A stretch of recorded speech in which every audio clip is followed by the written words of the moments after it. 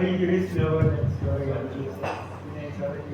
Yes, good evening guys. You take your seats. We can get started. And let's save the networking for after.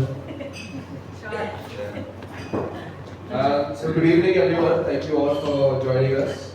As most of you know, this is a new term for KMA Young Minds, Season 2, meaning it's still very young, it's a young community, but it's growing fast.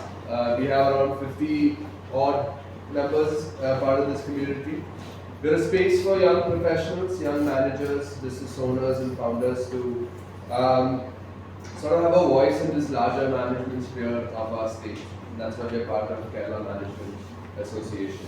We don't just talk management, we talk business, economics, sports, music, even like some Netflix debates here and there. Basically anything. The idea is we shape how we all think and grow together. So, end of the day, though, we all want value from the time we spend here. So you could expect to get or find value from connections that you make here because you'll be making genuine connections. You could get inspired in your own ventures from talking to other people here. You could learn from each other so that you don't have to make the same mistakes. All this goes without saying. But it's also, just a community where you could come talk about all your wins and struggles in your professional lives. That's sort of what we're driving towards Young Minds for. These socials are designed to keep things light, fun. It's not just about name tags, it's also so that we can get to know each other, part of the community. Each time we find newer people show up, which is great. And apart from that, we also, for the socials, we bring people who are doing extremely cool things like Johann and get them to also talk to us. So it's a super win. Outside of socials, we've got events, collaborations that we do with KMA. The idea is that KMA's idea is also that management is not just a subject; it's like a lifestyle. I remember this that I was once told that work-life balance is a sham, and I would kind of agree to it because if you find meaning, purpose in your work, then it sort of just blends seamlessly with your life. I think you might relate to that and could probably tell us a little bit about that. But thank you all for showing up and being part of this journey. Next month, we've got some exciting plans. We'll be talking to Mr. Hari Kumar, he's CEO of Kochi Heritage Project, about startups on Ayurveda or other business opportunities in the Ayurveda industry. That's all the talking I'll be doing tonight. I'll pass the mic on to Secretary and to introduce the guests. Thank you. Hi everyone. I'm so glad we have Johann with us today. He's a young entrepreneur who's carved out his own unique space in the travel and heritage space in Kochi. Johann Binny Kuruvilla is the founder of the Kochi Heritage Project, an initiative that blends storytelling, heritage, tourism to reimagine the way people experience Kochi. A passionate storyteller, Johann has spent years uncovering the city's hidden histories, food traditions, and cultural layers, bringing them alive through immersive walks, tours, and experiences. What began as a personal curiosity has today grown into a movement that connects locals and travelers with Kochi's 3,000-year-old legacy, while also shaping new conversations around sustainability, community, and identity. His work has been featured by national and international media outlets like BBC and Global Planet, just to name a few. Where through his profile, he's got so much coverage, from national outlets, international outlets. Kochi, I think, has done a series of videos with a 10-part series, I think. Yeah, so many coverage. Yeah, so much coverage. Since I found out that since 2022, he has also been conducting a festival called the Kochi Heritage Carnival. I think he'll also be explaining more of that. Also, I think for the last 3 years, he's been conducting this festival. I think it's spread over 2 weeks. And he brings people from all sections of society, culture, arts, onto a common platform. Through his talks and tours, Johann explores a central idea In a world driven by data and disruption, it is stories that create meaning, build trust, and shape futures. I've had the chance to interact with Johann on a couple of occasions. We were actually met through a WhatsApp community called the Kochi Music Community. Both of us, share a passion for rock music.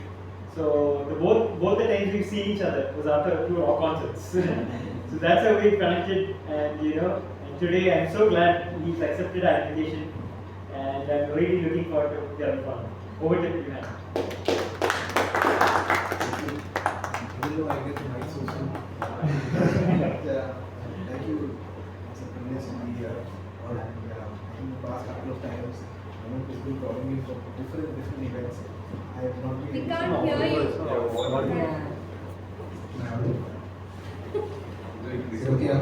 Yeah. Yeah, so the past couple of times, Anup has been calling me to give different talks at different places. I've done a few other places, but I've never been able to make time for it. Fortunately, it's lead season now for me, and I'm free rather during the day and evenings. And so this came at the right time. And I think in the right place also, because I'm in the midst of a bunch of young entrepreneurs. So that makes me more happy, because if I talk to some old guys, they're not going to last for a long time. The young guys are going to be around for a while. And they are the people who can change the city. To a large extent, they will not be able to do that. So I blame this one generation, which from the 50s to the 80s generation. All the problems we are facing today is all because of it. But we as a generation will be different. We'll be trying to do different things, and I think that's making an impact on the growth of India itself. So I'm glad there are a bunch of people today. I'm hoping there'll be more people. But before I get into my old story and all this, maybe I want to get to know a little bit about you guys also, so I can expect something from you. So I think I'll pass the mic to you. You guys just tell me a 30-second introduction about you. So that's your story, and I want to hear your story before I tell mine. So 30 seconds. There you go. My name is Nivendra. We have a family business here in construction, started by someone from the 50s to the 80s. Created by purpose, maybe true. I studied economics, and my master's is studied information systems. And this is a civil engineering job, but I keep shifting fields that I ended up doing this. But I enjoy I also do software sales, so I build certain solutions. And now for the year, I'm chairing the Young Minds of KMA as well. Yeah. Apart from that, my free time, I'm a huge music fan. I'm also part of this community, Kochi Music. I get the name, I've seen it. I'm very quiet in the group, but I can see stuff. Yeah. And I also play football with Rahul, who used to play football with me, but he stopped. You guys will keep hearing more about me because I come for all these events as I have to. So. Hi, I'm Anup, and I'm involved in my family business. It's called Dhanam. We are a business media company. We were the first business magazine from Kerala. So we involved in 4 verticals. We organize business events. We publish books. We're in digital and events. Magazine. And apart from business, my other interest includes, I also run a blog. It's called thesoulgem.com. And in that I write about basically the crux is how to live better and be happier. So I've published around 160 articles. Are you happier?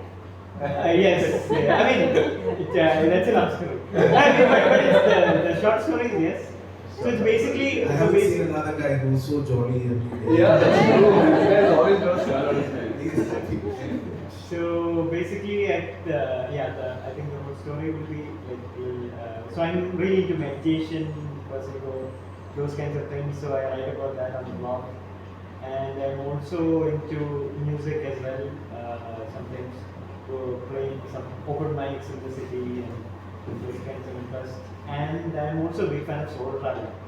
And so I think in that way I could really connect with Johann, and solo traveling has really changed my life. Taken a 3 month solo trip around India back in 2017, 2018. It was a very life-changing experience. So that's also a big passion of mine. And yeah, how about you? 30 seconds, so let's keep it short. Yeah. Sorry about that. Hi everyone, I am Jose. I head the property valuation division for ICICI Bank. And apart from my work, I also do a bit of my family business who are into theatres. We have a theatre that is around 70-75 years old. That is one of the oldest in Kerala. Trying to bring that into the new age theatre thing, so one of the very few theatres that has balconies. I'm not sure if anyone of you are coming into Paya, but if you are, do visit it. Other interests are, I love watching reels. Podcast, as with everyone.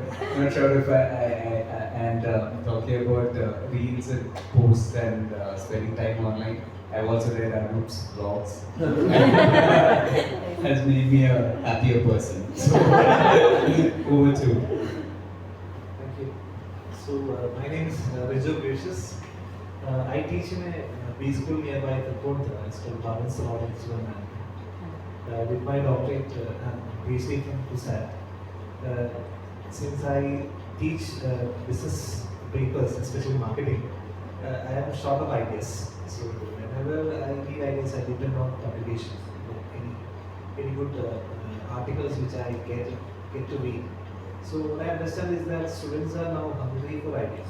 When it comes to the classroom, new students are having the thirst for something new, which we people like me struggle.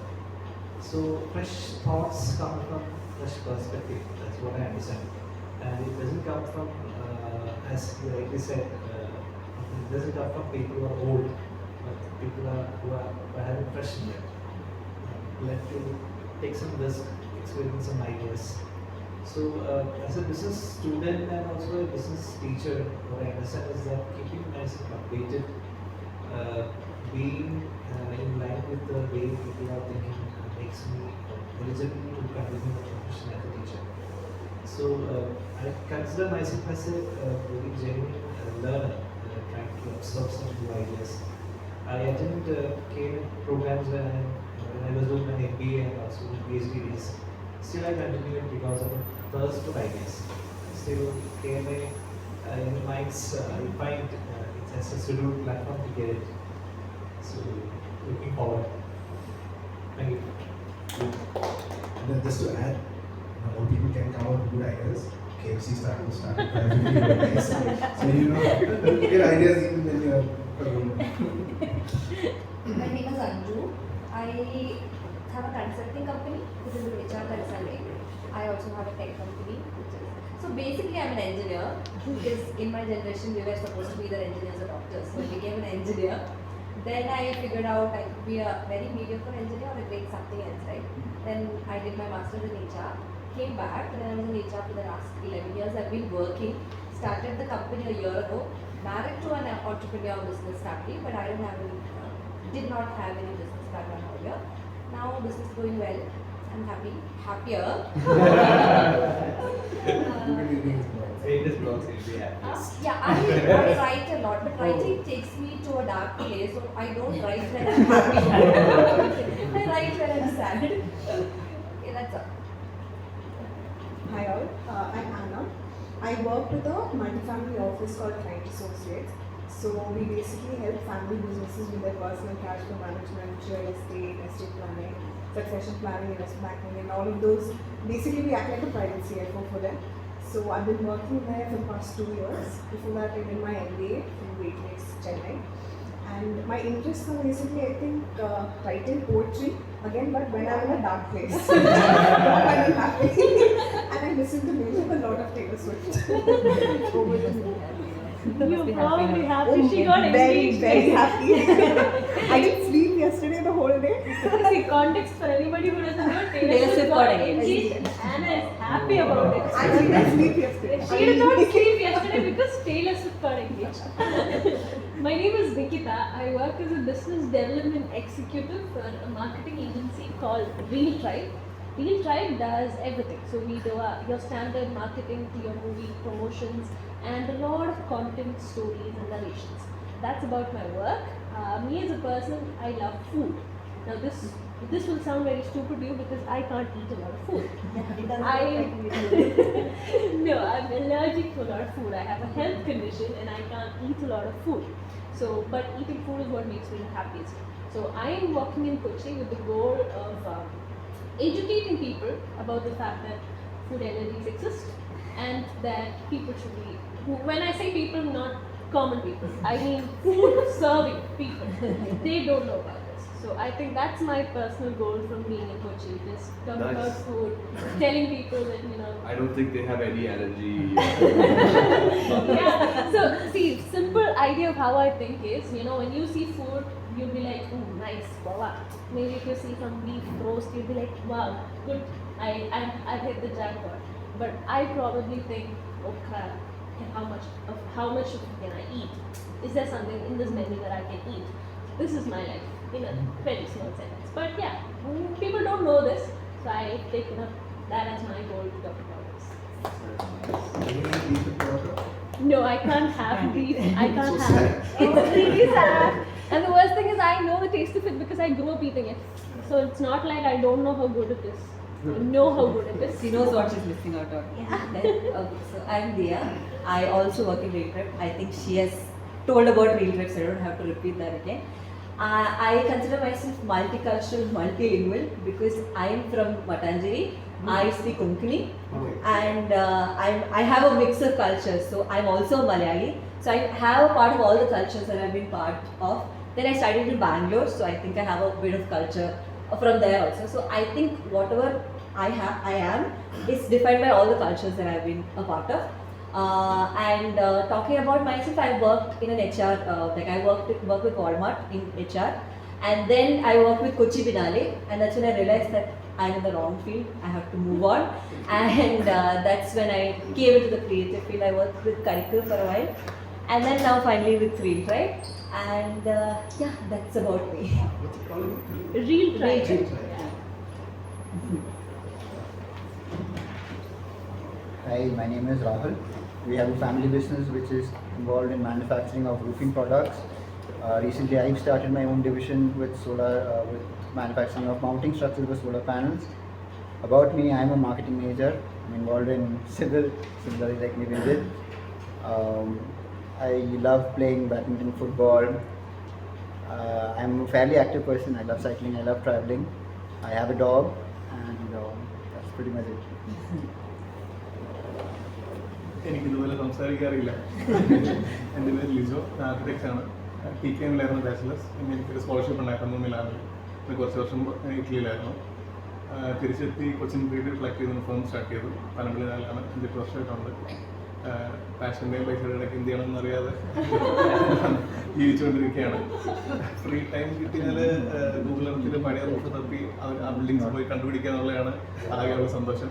അങ്ങനെയാണ് ഇദ്ദേഹത്തിൻ്റെ പ്രൊജക്റ്റിനെ കുറിച്ച് കാണാനിടയായത്. ആഗ്രഹത്തിന് ശേഷമാണ് ഇന്ന് ഈ programme എന്ന് പറഞ്ഞെങ്കിൽ. Hi, I'm Atif. I'm at a school in Canada and also Greenwood, pretty close by. KT I'm actually an architect. I have an architecture firm also right close by, and I'm also a philosopher. So I'm in the process of writing a book as well. And I'm also gluten free. I can't have gluten because I have gluten. Yeah, I have seen this. And Anup, are you vegetarian now? Yeah, so I'm vegetarian also, so that's completely. I can't be in Kerala. So that's all. I'm Binu George. I'm 38 years old. That's how actually Dutch people introduce. I'm not Dutch, but from Netherlands. So I started my own firm now, focused on sustainability. I'm basically an engineering graduate. I also got a diploma, e-diploma from Harvard on sustainable business strategies, and now I'm focused and dedicated my life into sustainability and tech. So we build solutions using tech to support sustainability. That's what I do. I'm based out of Kochi and I travel a lot. I'm a sportsman. Officially, I used to play archery, but now I playing badminton and yeah, I'm into badminton and sometimes I jog. That's thank you. Netherlands is like there 16.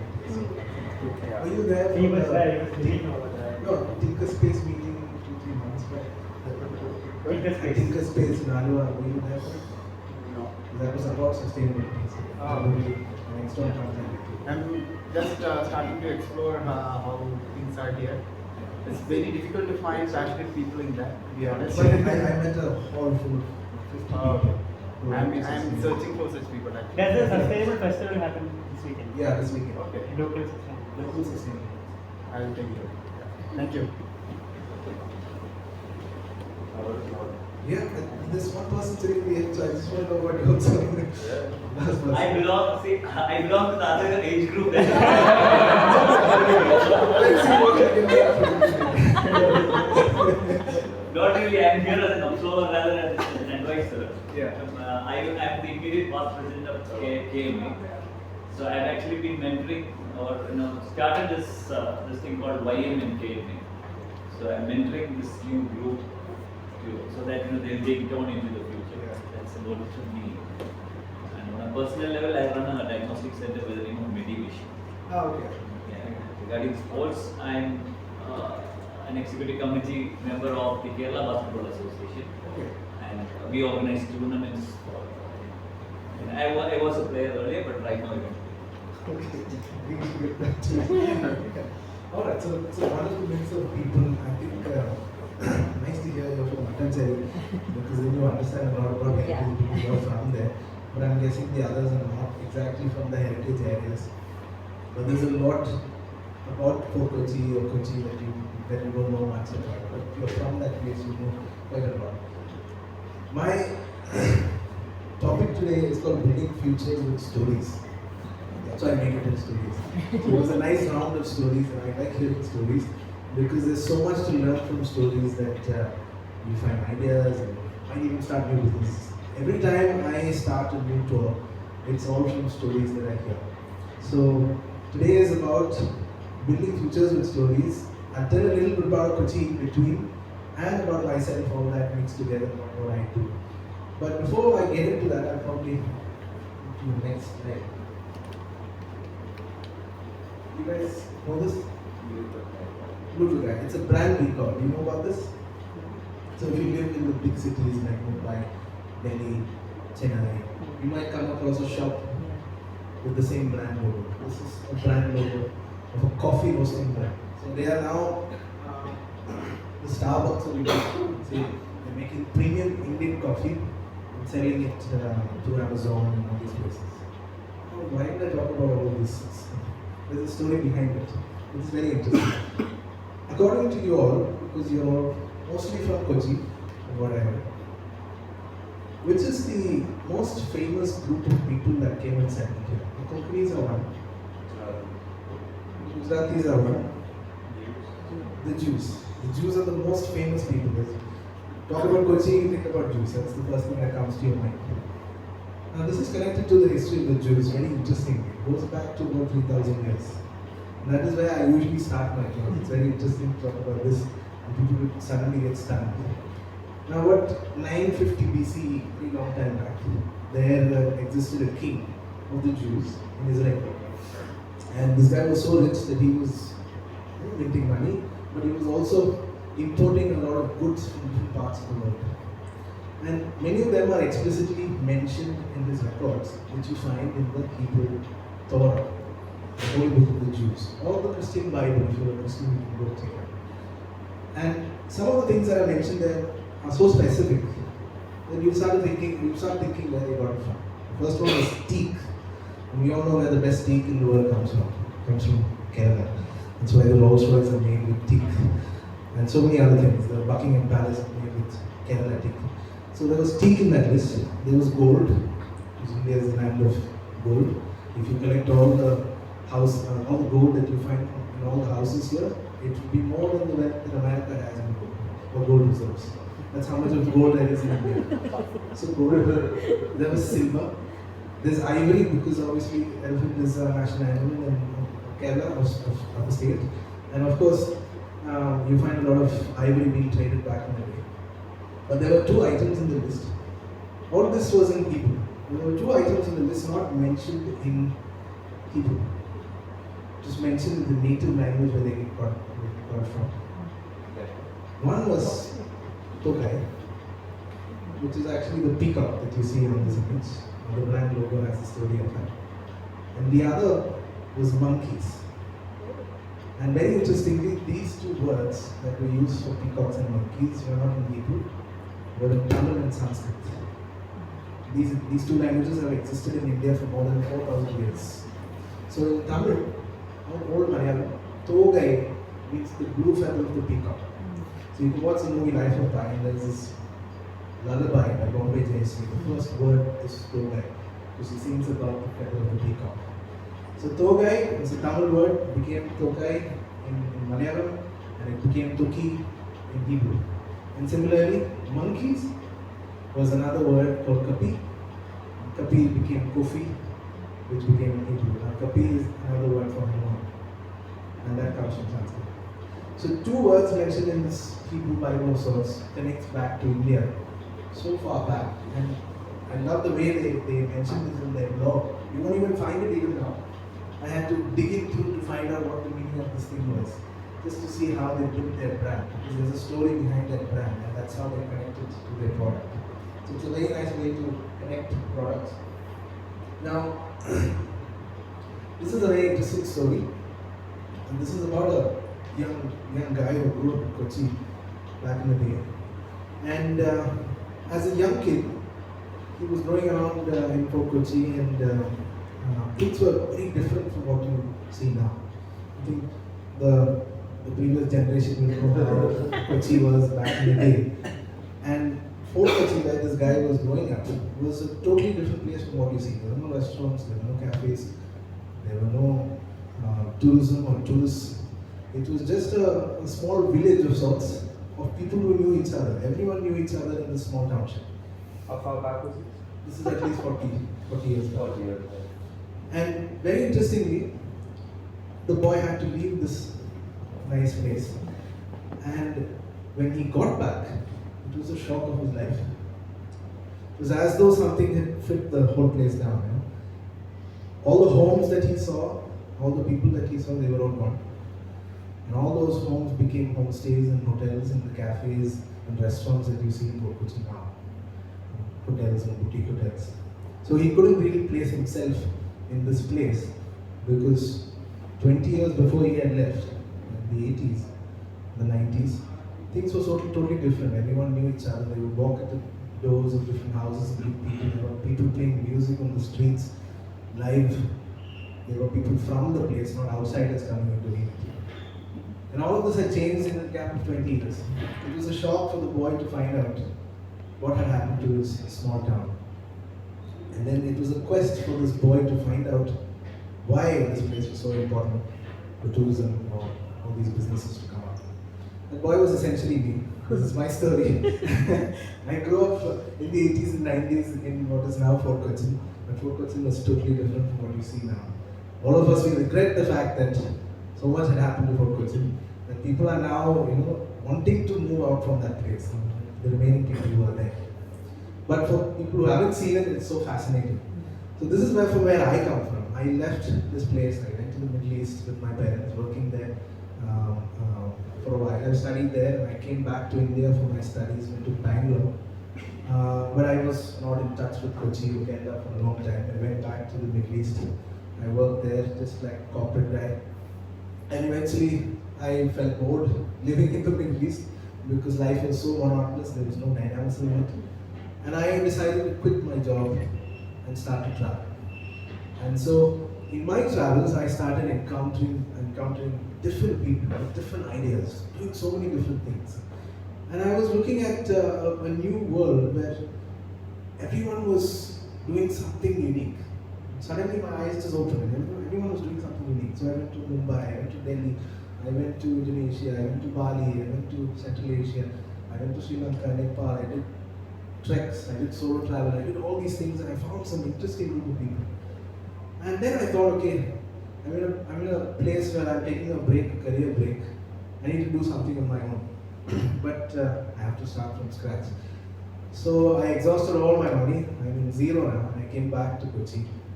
And I decided I would join a travel company because all this travel just inspired me to travel more. But that isn't the case. If you join a travel company, you will end up being in that place. You will never get to travel a lot. But that was my aim. I wanted to travel and meet people and learn more. Always a learner. And so I joined a travel company when we started curating tours. Now, this travel company was very unique because they weren't doing the Kochi, Mumbai, Alapi tours. They were doing something totally different. They were going from here to Thrissur, from Thrissur to Palakkad. And you would have never gone to any of these places or learned any of these, the experiences that you see there. So that really opened my mind and I started thinking tourism in a different way. That led me to sustainability and now I work in the tourism industry, but I brought a new angle to it with the kind of stuff that I do. And that is what is called the Kochi Heritage Project, which I started in 2018. It was just me rediscovering my own city. But eventually it needed more hands and so I dedicated my work into it and I work full time in it. While at the same time we invite people to join us and be a part of it if they are interested in what we do. So we have a CEO of a company, we have a drama artist, we have so many different phases in our group who really love heritage and are part of the team now. So that is about the Kochi Heritage Project and what I'll tell more about what we do. But that's the story of how I became a storyteller. So I'm in the business of stories actually. And in reality, all of you are actually in the business of stories. If you think about it, you're all telling stories somewhere or the other. It's just that your story has to have an edge to make it better. So that is probably where I'll try to help a little bit, maybe make you think in a different direction so that you can tell better stories at the end of the day. So this is what we are, the Kochi Heritage Project, and very poetic lines where history drifts in the sea breeze and spice. You don't guide. So generally, if you go for how many of you have gone for a heritage tour? Not here, maybe outside of India. Yes. You've been which place? Multiple places. Europe and Thailand. Yeah. And I've gone in Cambridge. Oh wow. Okay. Yeah, and another one. Where that was? Okay, we'll come back to it. You went Hampi. Hampi. Yeah, that's a great place. I haven't been there, but I've heard so much about it. Anyone else? Honestly, I think you should all just, whenever you travel, just make it a point to do a heritage tour. Now, you're not doing a history tour or anything, you're trying to learn all about that place, and that will give you business ideas actually. So whenever I travel, I come back with 2-3 new ideas, and I start to implement that in whatever I'm doing, and it's amazing. So this is what we do. We try to time travel through stories, and we make it more intimate and immersive, so that you get to use your 5 senses. So you get to hear the stories, that's one thing, but you also touch things, you smell things, you taste things. We have some food experiences that we offer, and I had a guest who couldn't take gluten and so many things, and I was wondering what can I do for this person. Finally, I ended up giving some piri and kori, and she loved it. And she asked me where can I make this on my own, and I went to the nearest bookstore and I got a book about saving Christianity, saving Christian recipes, and there it was, the piri and kori. But my first lesson is basically, I have 4 lessons for you all on today. It'll be very interesting to find out what we can learn from Kochi itself. Now, how many of you know the history of Kochi in a vague idea? Vague idea, yeah. You are from Matanjali, so I think I have to sort of exclude you. These people from Kochi, Matanjali, they know everything. But anyone else want to have any idea? Any vague idea? Yes. എന്താ പറയണ്ടേ history of Kochi How Kochi started?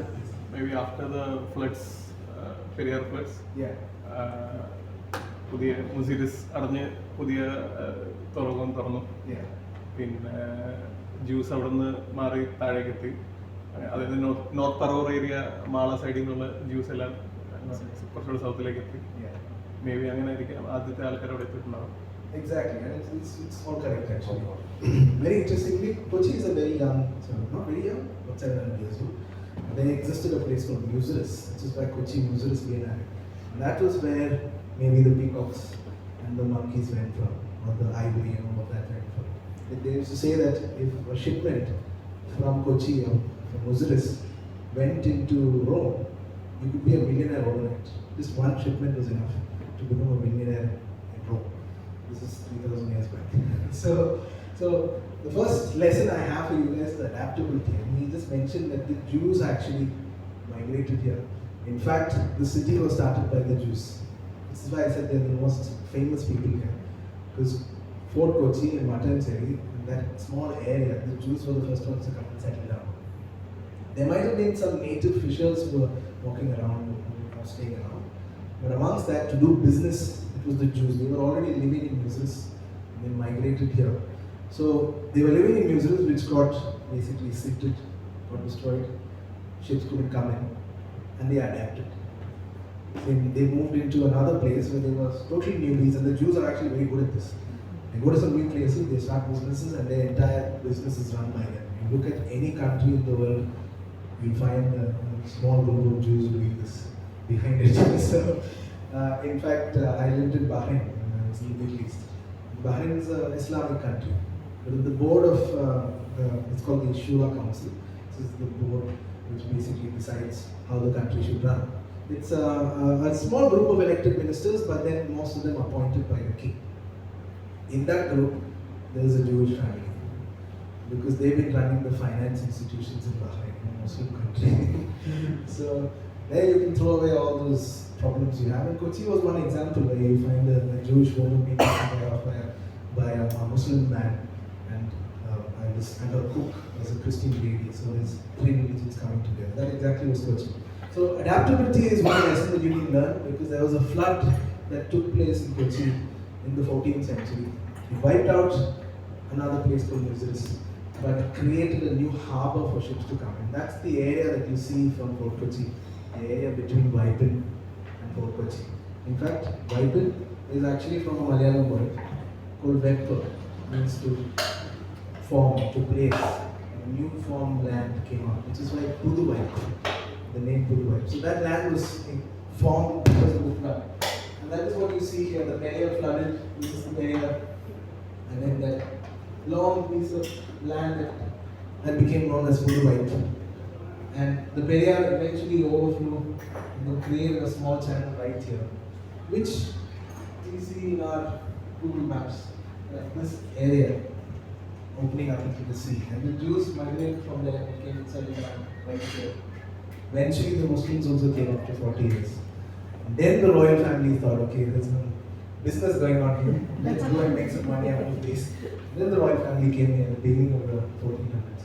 So in fact, Kochi was started by the Jews. And this is what you see now. So I want to go back again to the past again, from a story very interesting. This is about 100 years back. And a group of archaeologists from Egypt, they found this tomb of an old pharaoh that lived. It was a mummified tomb, and they were trying to uncover the mummy and see the body itself. And very interestingly, they found something which blew their mind. Now I want to ask you, can you tell me which is the oldest brand in the world? Just a random one. The oldest brand in the world.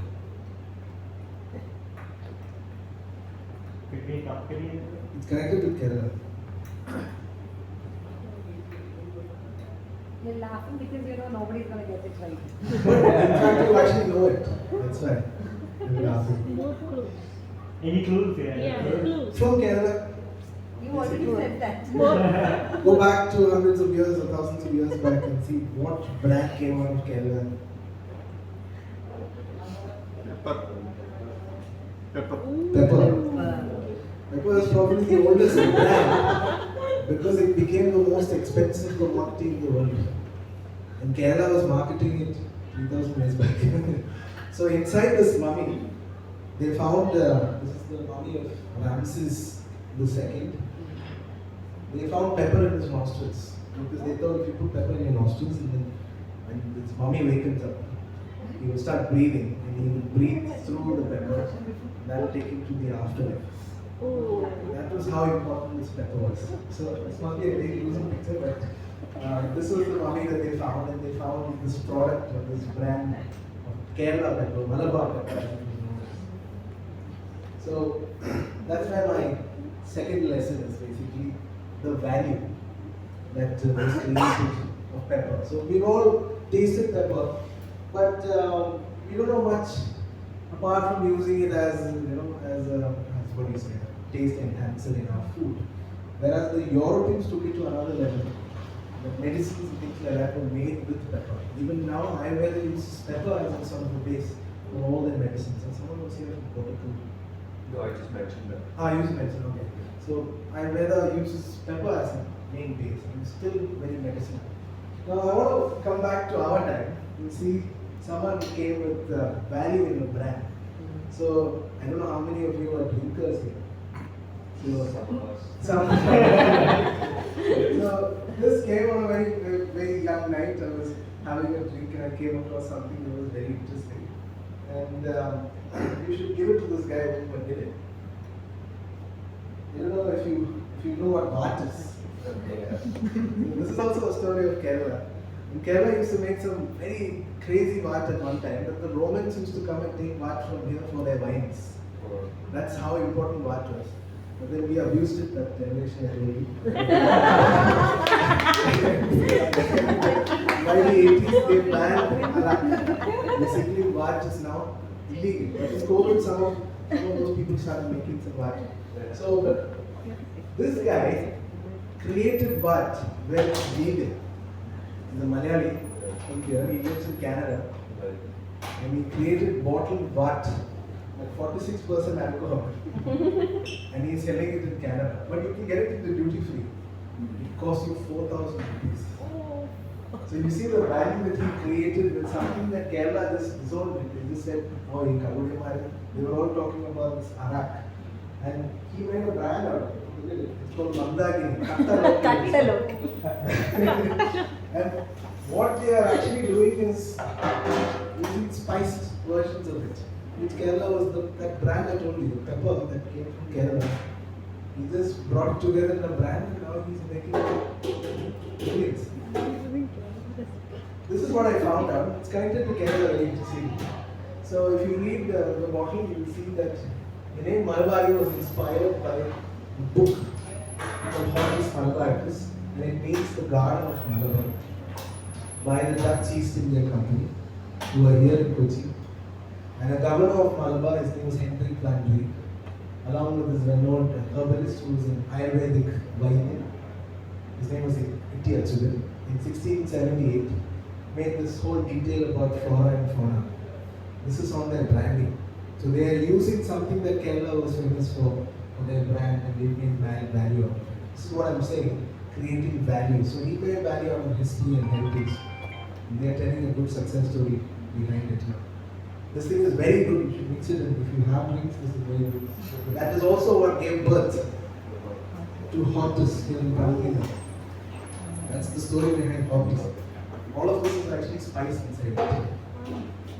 So you see how a local businessman actually came up with a brilliant idea of connecting Kochi's heritage and history into a cocktail bar, which is one of the best cocktail bars in Kochi right now.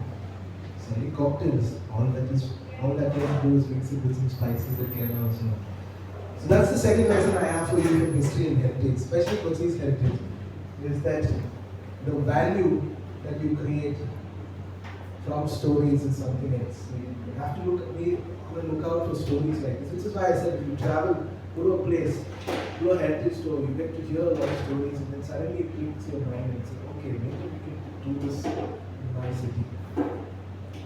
My next story or lesson is actually vision. This is also connected to the history of Kochi. How many of you know the history of the port of Kochi? Go ahead. So initially, so again, I'm not too sure, but I'm sure you can correct me on it. Initially, it was supposed to be in Wellington Island, and then they changed its location to. It is in Wellington Island, yeah. So they had this Englishman come make the island, find the land for the port, and they didn't know where they could place it. So it was a challenge, but they made this island, man-made island, an island named after it, and they placed the port there. That's how far it's back. Yeah, he's right actually. So you know your history. Right. This is good. I think young businessmen from the city should know the history of the place, which is a lesson for you guys, because what he said was right. So in the 1800s, Kochi, the port of Fort Kochi was so old that these big ships were coming from England, didn't have a space to park the ships.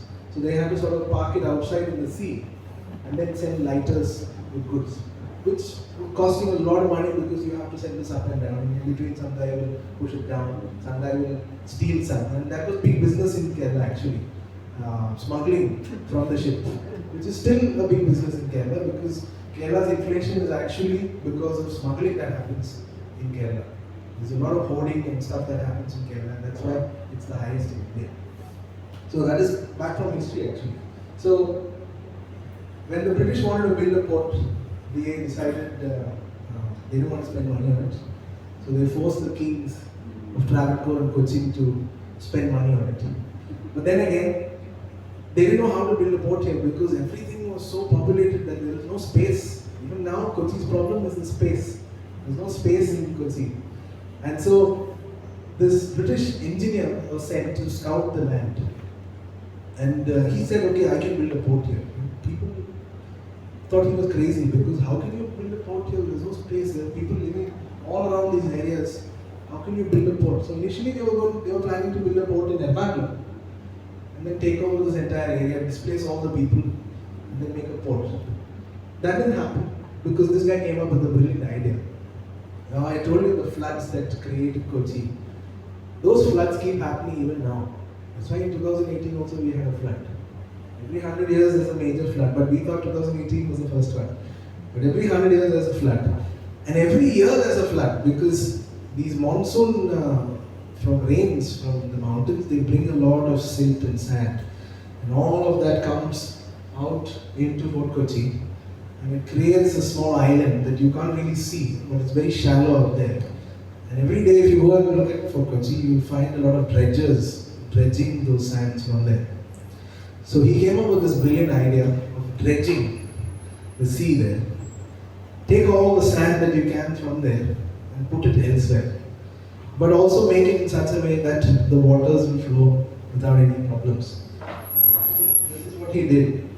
This is the harbour improvements that he brought. This idea was so crazy that they had to work 18 years, 20 hours a day. So you can imagine how the British made people work. And he dredged this entire area beyond Fort Kochi and joined it to another island called Venduruthi to create this artificial island. That became the port, or a navigable port, the best one during British times.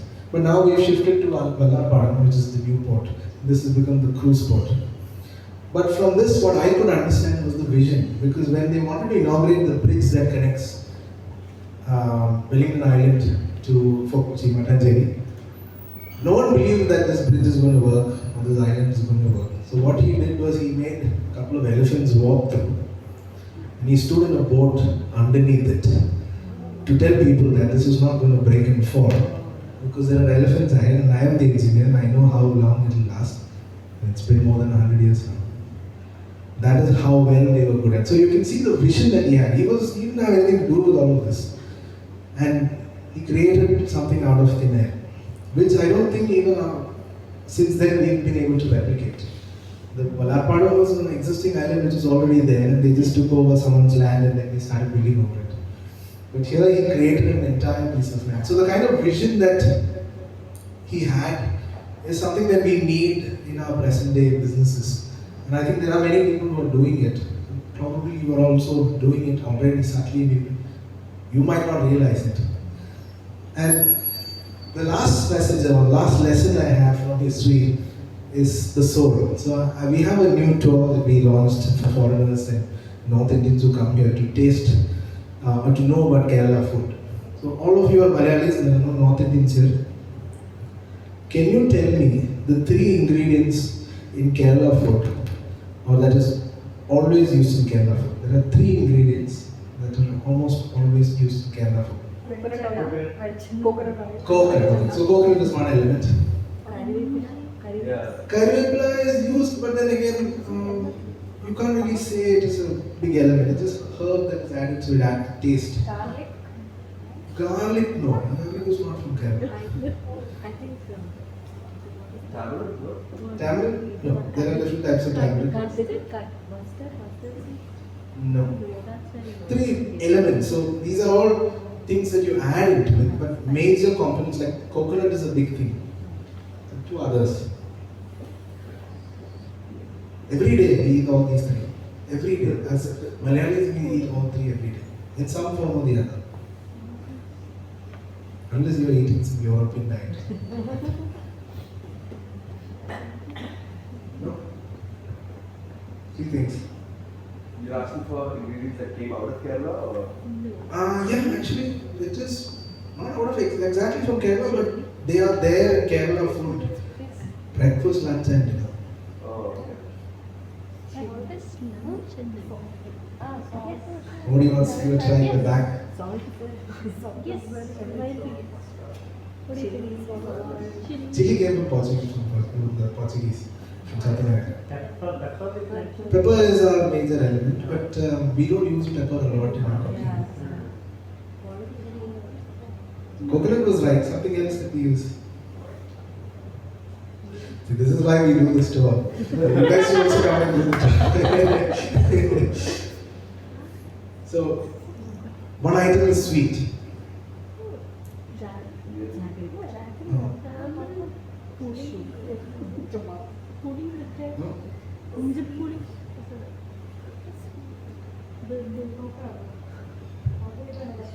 No idea. Okay. Param. Yeah. Oh, okay. That's the second item. Anyone wants to give the last one? Yeah, give us a clue. What it is. It's actually not, maybe you guys wouldn't know that. Most of our breakfast and lunch is made with this. Rice. So I came up with a nice concept of putting all these 3 things as the holy trinity of Kerala food. Other side of the universe. Because we swear by these 3 ingredients, and there is one item that brings it all together. It is one sweet item that brings all 3 elements together. Not exactly payasam, but payasam is one of them. Is it a normal? This is a small condiment. This is it's an all Kerala sweet. It's like a snack that you get. The Unniyappam. Unniyappam actually brings all 3. So tour is actually called Unniyappam. In fact, we get to eat Unniyappam at the end, but we take them through all these elements through that tour, so for them to learn about it. So this next item is basically like I said, the Holy Trinity. This is the soul of Kerala food, which is coconut, right? So when you look at coconut, this is what coconut looks like. A bunch, if you take it from the tree, this is what it looks like. When you look at coconut, we have some things about, we know some certain things about coconut. But when a foreigner looks at coconut, he or she doesn't know what it is. They just know it's the fruit of the coconut tree, that's it. So that's when I take them through the store. I show them that we eat coconut, we drink coconut, we even build with coconut. And maybe even more, I don't know. But we can do all these things. That's why it's called Kalpa Vriksha, the fruit of heavens, the fruit of the gods. So this is another guy who went from Kerala and he came up with a brilliant idea of using the coconut and selling it in the UK. The only thing is that he doesn't get the coconut from Kerala because obviously from here exports are very less. But he started a toddy shop in Northampton and now he's planning to start one in London. And he serves toddy. Now who would have thought? This small, whatever the thing that you call, the useless thing that you have in our garden, all of us have coconut trees. You don't give it much thought. But he went to the UK, studied there, and he came up with a brilliant idea of using the idea of coconut liquor and selling it to the Malayalis there and also the outsiders. I have many people who come here from the UK and they tell me they had toddy here, and I tell them, okay, there's a shop in Northampton, you can go, and the next thing they know is they've gone there and they send me a picture that, oh, I've visited and I have it here. So you can see the kind of idea that he used, just a regular thing in what we see as, we know all these stories, but we don't really bring it to practical sense. And someone came up with the idea and we started doing it. I went to Malaysia last year and I came across a beer that was made with toddy. And I was wondering why aren't Malayalis starting selling it here, because it's so easy to make it. We have so much of coconut here, but we haven't still come up with the idea of brewing coconut beer. And it was so good that if you get a chance, you should try it out. So from all of this, what you understand, very short stories that I shared with you, is that why do stories matter? Why do they matter? Because it connects the emotion, it connects with people's emotions. Exactly. It's something that will be relatable to all of us. Now, whatever I told you, all these things were relatable to you in some way or the other. You are from Kochi, so you know how Fort Kochi and all that place looks. The pepper is something that we've all grown up knowing that this is what was exported from here. It was the first luxury brand, as you can see. And then we came across the coconut, and before that, the island, Wellington Island, because we pass through it almost every time, but we don't know much about it. And then the coconut that we see every day, we have every day in our lives. All of these have stories in it. And I use these stories. It's very hard to convince people to come on our tours because they think, okay, how do I make money? I make money out of these stories. But you can also make money out of stories because you're all entrepreneurs. If you come up with some brilliant idea from a story, then you can take it to the next level. That is what I learned from stories. We're actually a storytelling initiative. We tell stories to people, and then I've had many people come on the tours again and again so they can hear more about the stories. And every time we do the stories, it comes out a different way actually. If I do the same PPT tomorrow or on another occasion, the stories is going to change for me for some reason because it depends on the crowd that is sitting in front of me or the people in front of me. So that is what I learned from stories, and that is why stories matter in these days. Because every brand is now looking to get that soul in their storytelling. And if you don't have a soul, then that brand is up for failure. Which is why Hortus is winning. The cocktail bar, it's so expensive over there, but they are still running show, they are still running the business. How do they do it? Because it has a soul in it, it has a story in it. And they tell it so well. That is what I learned from stories, and that is what I want you all to learn. This is one small message that I want to share, obviously from heritage, from a background that I come from. Many people think that we inherit, so you're all second, third generation businessmen, right? We think that we inherit something from our parents. But that's not the case actually. We're actually borrowing time from the next generation. Which is why I said that previous generation did nothing much. Because what they did was basically focus on their generation. They didn't think about the future that much. Some of them would have. But if they had put more effort of what was coming in the future, with giving consideration to the past, they would have been better at doing things. Which the present generation, according to studies, are doing very good. Because the present generation, or at least the millennial generation and the ones after that, the Gen Z, they always want to know about the past. Maybe not historical stuff, but they like to know these stories. That is why I'm in the business of stories, because the the age group that comes to our tours are again 25 to 35. And that's like the mean age of people wanting to know more about where they're coming from, and they want to make a change in the future. So whether it's climate change and they want to work towards it, and do things that could help prevent it in the future, the youngsters are doing it much better because they are hearing stories from the past and they want it. So that's why I want to leave you guys with this. We borrow our time from our children or the next generation. We're not inheriting it. If you want to know more about us, if you're not following our page, you should visit Kochi Heritage Project on Instagram. I want to add more to what Anup said. We curate experiences which are immersive. We use five senses in it. So there are tours where you can eat food, you can hear things, see things, taste things, and all of these things. All your five senses are being used in all our tours because that's what immersive traveling is. And a lot of people are actually giving interest to it now because they are now changing the way they travel. They're not traveling to hear about history from so and so year, they're traveling to hear stories actually. And they want to make, they want to live those stories again. And how do you live it? You come up with a new idea and create something new. So we have about 20 to 25 odd experiences that we've created. In fact, if you all like food, there's an exclusive experience coming up on beef. And Kerala is the only place that you can do this because of the different kind of beef that is being made in Kerala.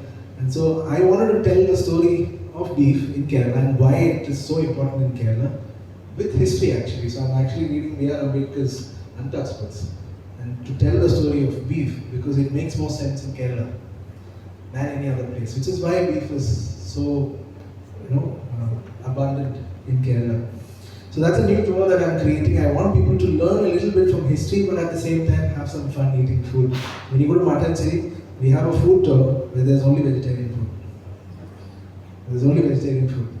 Because of all the communities that live there, they're mostly vegetarians.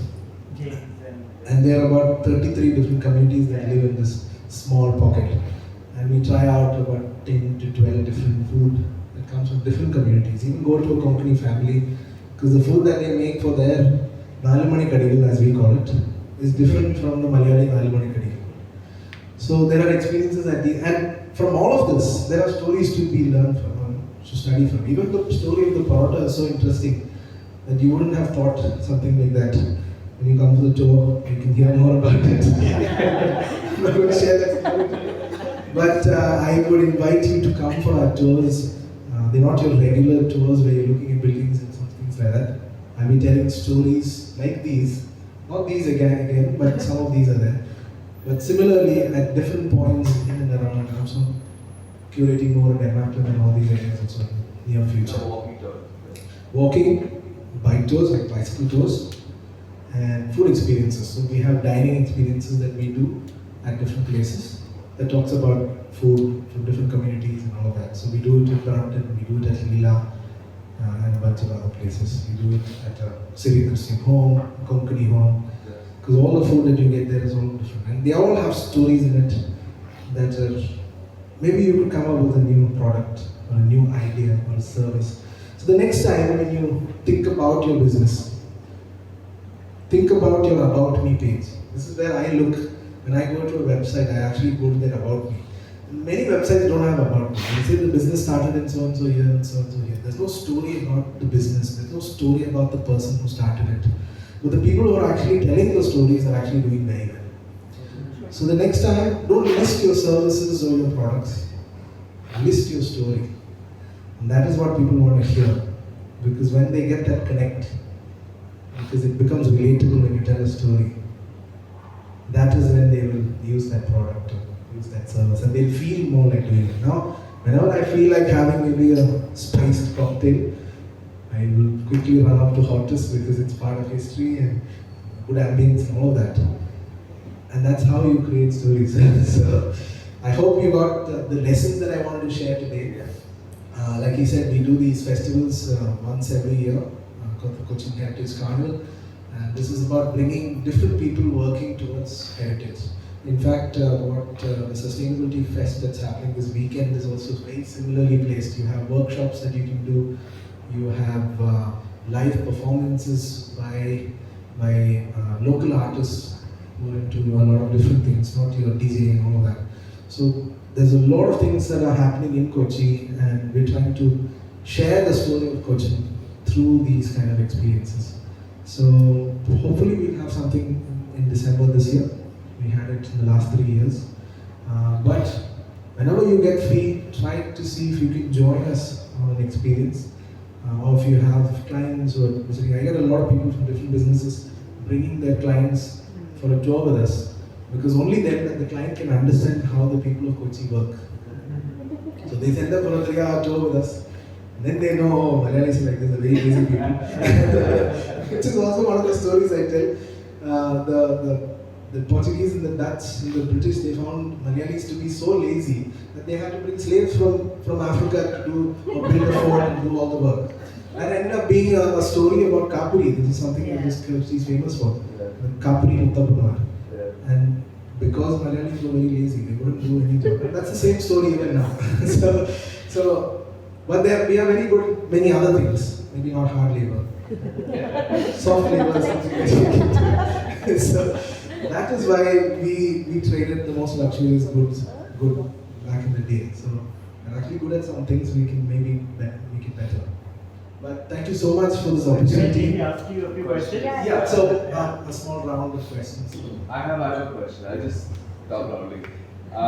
You meet a lot of people saying 25 to 35-year-olds who come for the tour, and all these people, I assume, have like this newfound, urge to find out about and learn. Do you know, like, is there a common trigger for these people?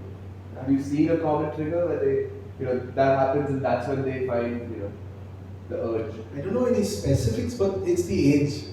Okay. So even look at my story. I started thinking about things when I was 27, 28, around 30s. That 30, beginning of 30. So that is when you start to sort of develop a thinking about the future. Till 25, 26, you're not thinking about the future, you're just living in the present. So when you start to think about the future is when you start to look at things a little differently. The food that you eat, the people that you hang out with, all that changes during that 25 to 35 group. When I crossed this group, when I crossed that age, I started having very less friends and I started going out very less. But that's the change of perspective and that I find in a lot of people. Also the fact that a lot of people during this time is when they go explore. So solo traveling, many people start to explore. They leave their jobs in their 30s sometimes and then come back and join in the 35, 38. And so a lot of foreigners, they do volunteering jobs in India, in Vietnam, and all these places. So they rediscover themselves and come back fresh with new ideas. Story of Steve Jobs.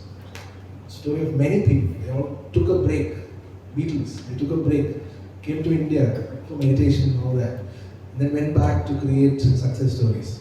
So it's good to take a break, it's good to travel, you get more ideas and then you come back. So I think that's that period. Let me ask you this as well. All soul searchers end up coming to India, right?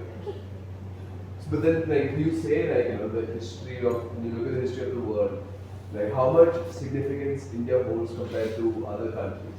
In history, India is number one. History, culture, all of that, India is number one. In fact, we lost 25% of the GDP of the world. That was what we had when the Portuguese were. With the arrival of when the Romans were there, we had 30% of the world's GDP. And then when the Portuguese arrived, we dropped to 20. And when the British had left, we went to 0. So in terms of culture and the kind of knowledge systems that India had, India is number one. And India is slowly making its way up also now with the current scenario and all those geopolitics and all of that. India is now becoming a top country, which is in the top 5 itself. But when you look at people from, say, the US, the people who come here are the ones who are interested in heritage, interested in stories.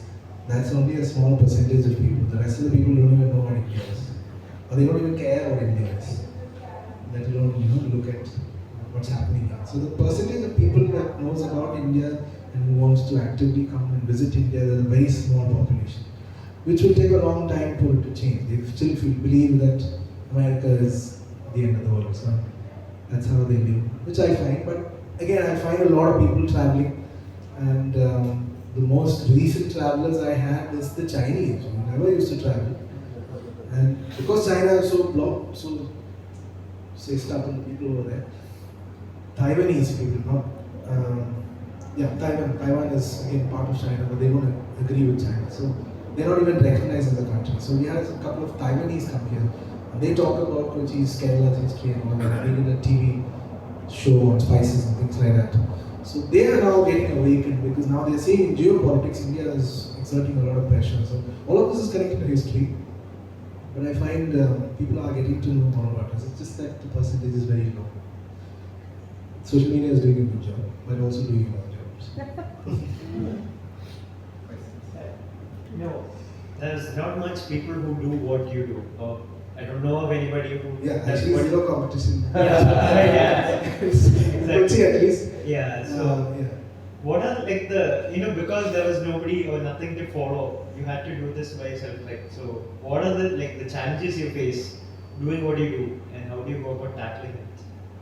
First thing is to convince people to come on the tours, right? So how do you pay for something to listen to stories?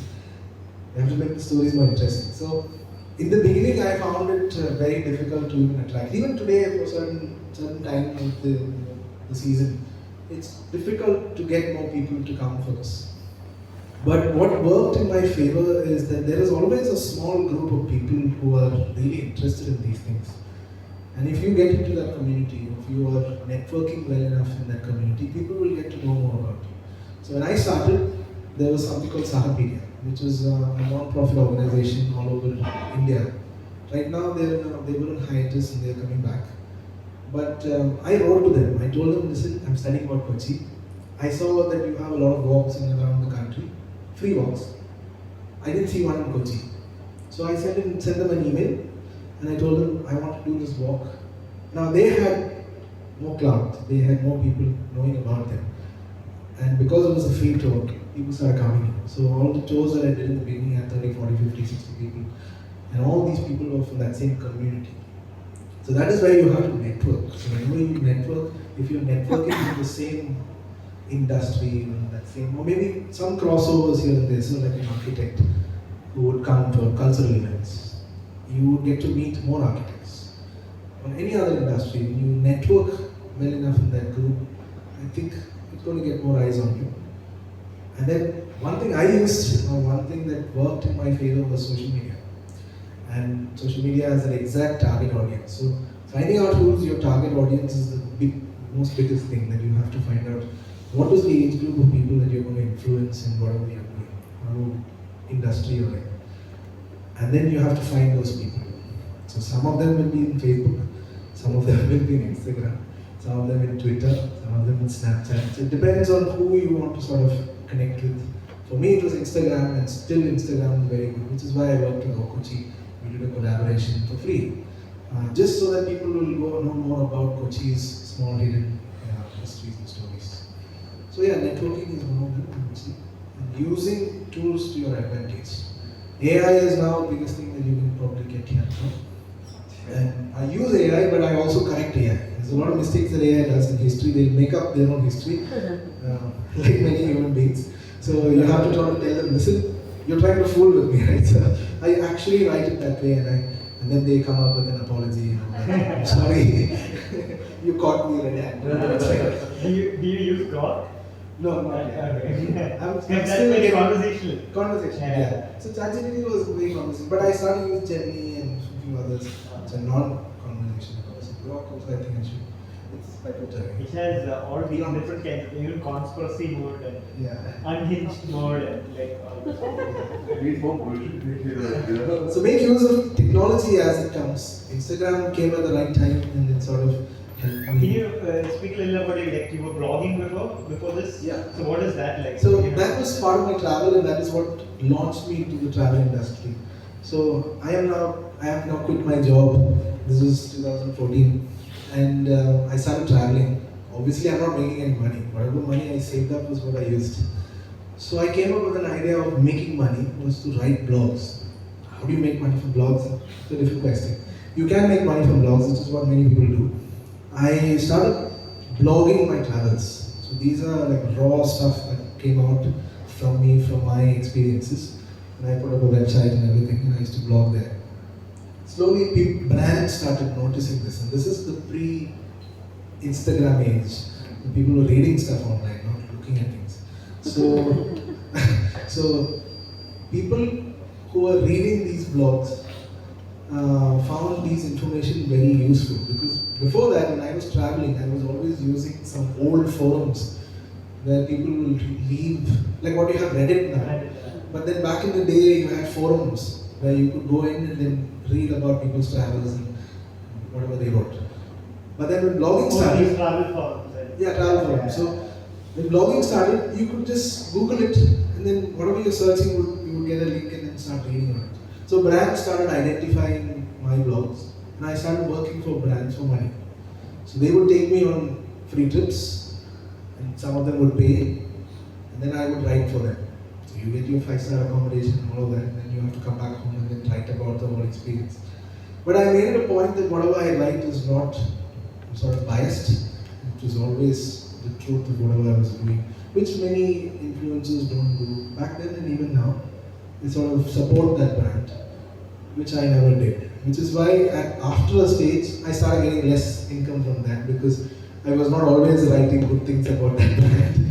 I was making some stuff about them. So I decided I will move away from that writing career. But I still enjoy writing whenever I get a chance. People tell me to write a book, which I have to start. But are you writing something about Kochi's history? I want to. My aim is to write something and then maybe publish it when I'm 60 or something like that. So there's enough stories to fill it. But that is one of the dreams that I have. So write a book, something like what Manu is playing us. He's made history very like a cool thing. Yeah. So he tells stories. All his chapters are stories, bite-sized stories of what you can. Not exactly bite-sized. Yeah. A lot of context. You have to read quite a lot. Yeah, it's true. But there's always a small story in it. There are hundreds of. It is good to actually watch his YouTube sessions. So you can actually hear many of his stories. He used to actually, in the Shashi Tharoor's speeches, he used to be the one researching it. Like, Yeah. He used to be an aide to. Any questions anymore? Are you the one who does the spooky haunted houses tours in Kochi? No, that's another guy. That's another person. I always wanted to do something like that, but then he started doing it. So I have this thing about not doing something else what someone else has done. Always create something new. Was that Blue Ocean strategy? Oh, I don't know what that is. It's like there's no competition, create your own thing. Like a management term. And also first mover advantage. Yeah. So whenever you do something for the first time, you have the first mover advantage. That you will always be remembered as the first person who did that thing. I don't have it for the spooky trail, so I never bothered doing it.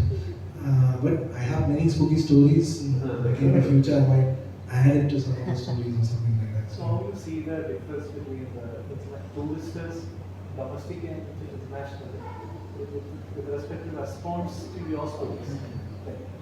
When you say story, maybe it's about some food or any culture, you get response, maybe the way they are engaged or the way they are commercially viable. So how do you see that response? When it comes to a foreigner or when it comes to domestic player, both love stories. So who do you felt more engaging? That's a very good question, and this is something I see every day. And whenever we get a booking, we make sure to see where it is coming from. If it is a foreigner, I get very happy. Not because they are white skinned or whatever like that, because they are so eager to learn more about India than Indians. So, to answer your question, I think it's the upbringing that Indians have is that Indians are not so tuned with stories or eager to learn more. That eagerness, because of our education system, has gone down because everything is a lecture and everything is ordering you to do something. and you sort of lose touch with it. But there are people who are obviously travelers and young people who are changing that. But the thing about foreigners is that they are coming to an entirely different culture and they want to know more about this. That want is there. So they want to know more about this and they are eager to learn every single thing about it. So I have gone on tours where the people, not just a generic tour, they wanted a private experience where they've sent out a list of questions that I have to answer during the tour, which means I have to go into my library and start reading on that, researching on that, so that I know exactly what answer I should give. And I have spent 7 to 8 hours with those people because they want to know why Kerala is communist. They want to know the lifestyle of Kerala people. So many of these were actually high-level individuals. I'm talking about ambassadors of countries, businessmen, CEOs of companies. I had a CEO from Spain. He's in a defense contracting job. His company is in a defense contracting for Spain. He was backpacking across Kerala. He took a train from, or a KSRTC bus from Munnar or something, and he was coming to Kochi. Before he started the tour itself, he sent me an email. And then I had to sit and reply to the email, and then we landed. I had about 8 hours to talk about all these different things, about Kochi, about Kerala, about communism, a lot of questions that he had. And I don't know why he wanted it, maybe he was an undercover or something, I don't know. But he wanted to learn more about this place and he was so eager. I found an IAS officer. He passed in, I think, top 50 last year or last year. His brother came on a tour with us and so impressed. And when his younger brother was writing the IAS exams, he told his younger brother, go for this tour because in the group discussion they're going to ask you some things about Kochi and you know nothing because I have school books, nothing. They talk nothing about Kochi. And obviously because of that he doesn't know anything about Kochi. So I took him on a 7-hour tour around Kochi, Matanzeri, Jutan and all these areas on a cycle and gave him a download of what he has to sort of expect if he gets a question about why is Kochi so important or something like that for his group discussion. I don't know if they asked him, but he passed and he was in the top 50 rank. So you see the eagerness because he obviously was eager to learn more about and that's why he put that effort. There are some Indians who are really eager to know more about this place. I find that from different industries also. There are IT professionals, there are marketing professionals, there are architects. A lot of architects who are coming on the tours because they want to know more about the heritage that we had so they can recreate many of this. So it works for them in say business, it works for them in their knowledge. Today also. Yeah. So a lot of architects come on our tours. But there are also a lot of different people who come on the tour. So it depends on who they are. Tomorrow I have a tour of foreign with a PhD studying in Australia or something like that. So there are a lot of people like this also coming because they are so eager. Maybe it's part of the research. Last week I had a girl who was working for University of Liverpool and who was studying Chinese pottery. So I have this collection of shards that I've collected from Fort Kochi, which are actually 600 years old. And so I had to show it to her. Yeah, pottery shards of pieces. Yeah, so these are small pieces of your vases and things like Chinese jars, porcelain. So she was studying on that. Just found them randomly in Fort Kochi. Yeah. I have like half a kilo of them. If I sell it in the black market, I can make so much money. But that's what Kochi is about. It's got all these different things. We plan to expand to other cities as well. So that is one question in terms of business, how to expand this. It's a little difficult because the expertise needed for this is very sort of niche as we call it. We need people who are really passionate in their own town. That is my idea. If I go and talk about Alleppey, it doesn't make sense. I'm from Kochi and Kochi, I should be here. Whereas if I find a guy who is from Alleppey or from Trivandrum or from Thrissur who are equally passionate about their own city and want to tell stories of that place, then I would probably look to expand those places. That is one of the things that I want to do. But it's hard to find these people because our education system won't get them tuned to this way. They have to probably take a break like this, go outside and study something there. I find a lot of people like that coming back and working in India's cultural heritage domain and all that. Because they have an exposure outside, they come back and do something. Any last questions? Maybe we make the mic so Maybe a funny one, but I just want to ask. Yeah. You might have met a lot of foreigners also doing their work. So, have you ever heard or somebody said to you that we discovered ourselves in India? Because, then my question is, what do they mean by that?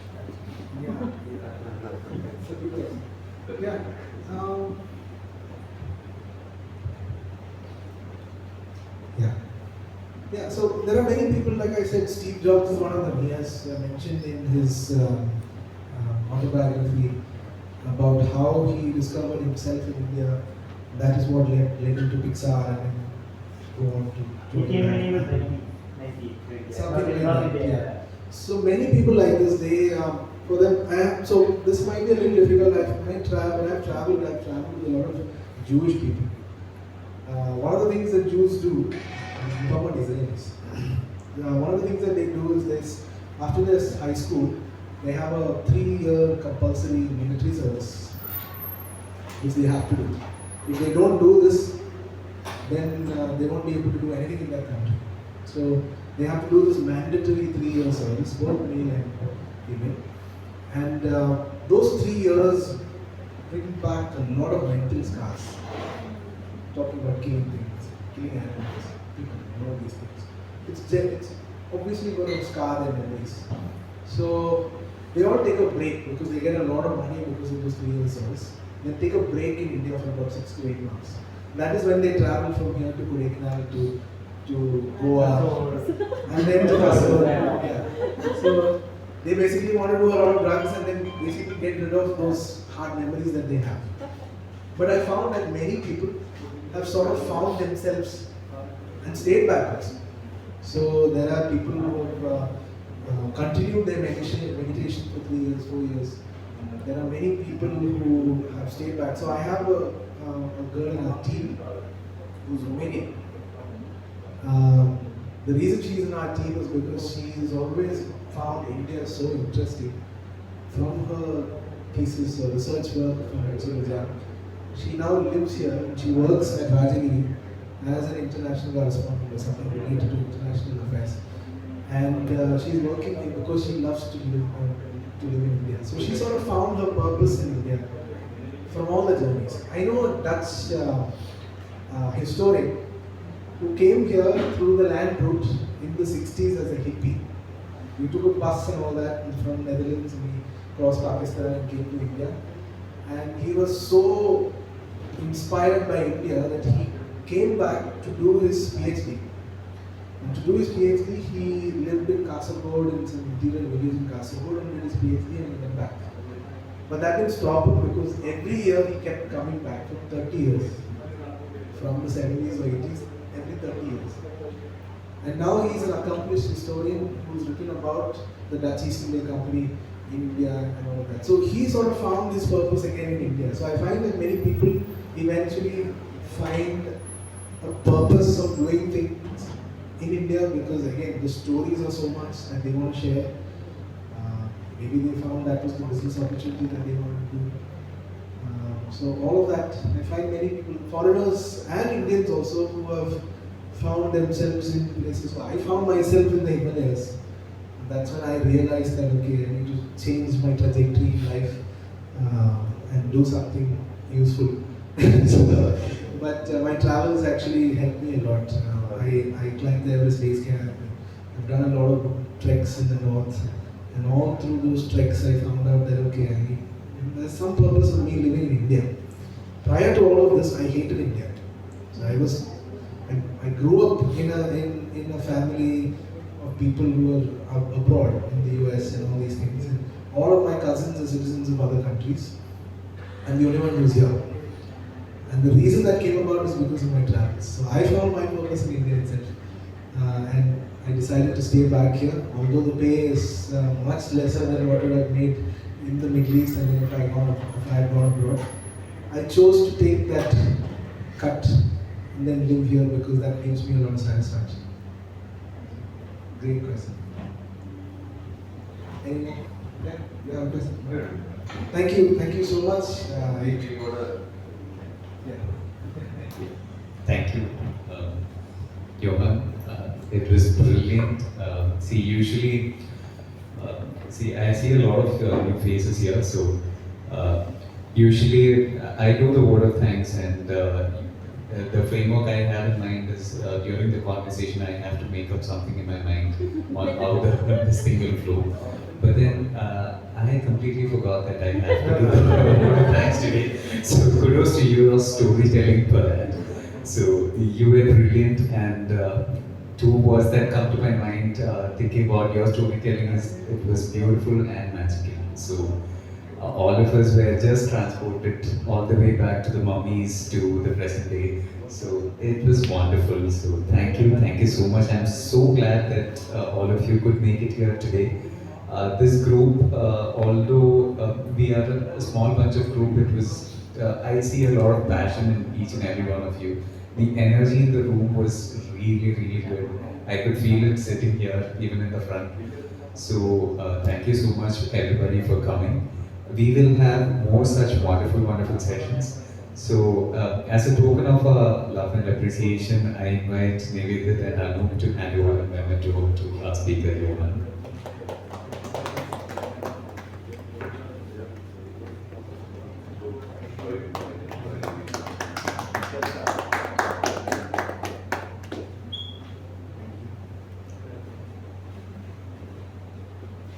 We also have, as usual, food and drinks. I hope beef is there. And yeah, all of you all join Johann for the tour so you can understand the history of parota and beef curry. And I was so much waiting for you to tell the story of parota and beef curry. So let that one fall. As Malayalis, we left a bit incomplete without that story. So thank you once again. Have a great night tonight. Thank you.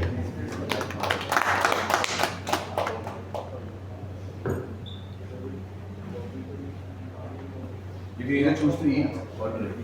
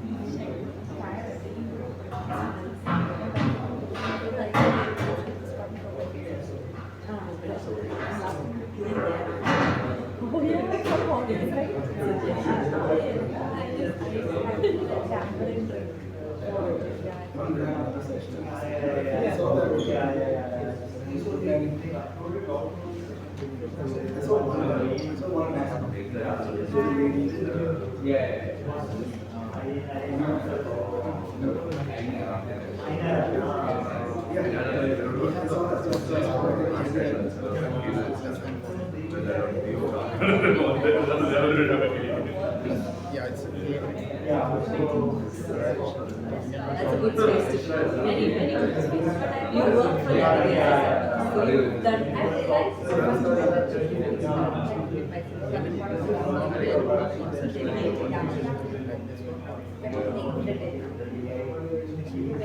That's a talent. That's a talent. To get the job done.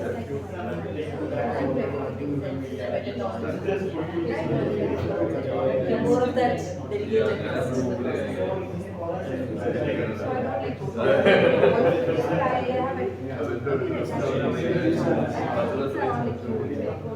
They want a lot of attention. They want me to chill with them out.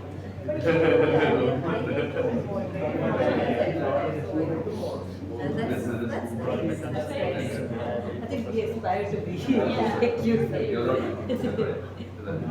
Yeah. You don't drive. Maybe she should drive. You should pick one or the other.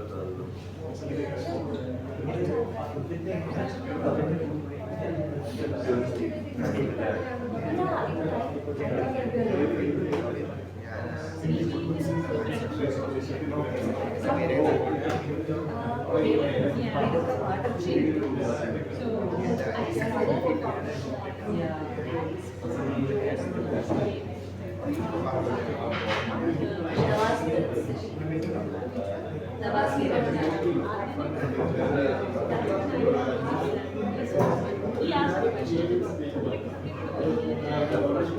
I answered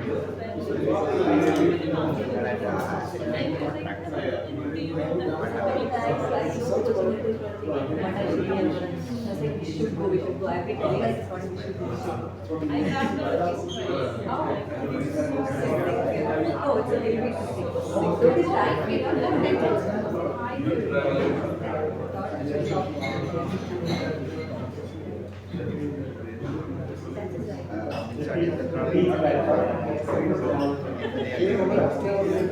Of course, I want to.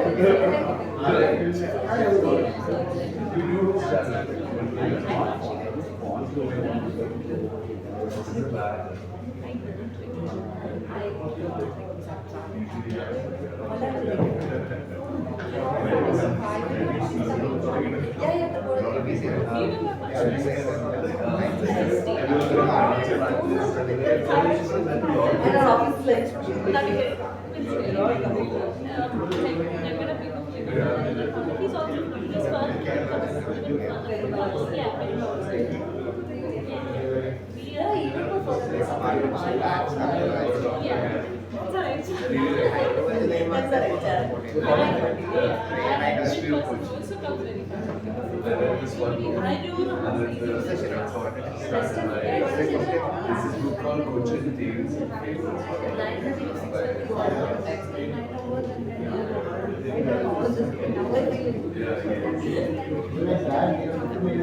Oh, really? Social media creates like it's round the clock. There's no time. Sometimes we have to like post something and think about it. So right now, I'm going to buy this they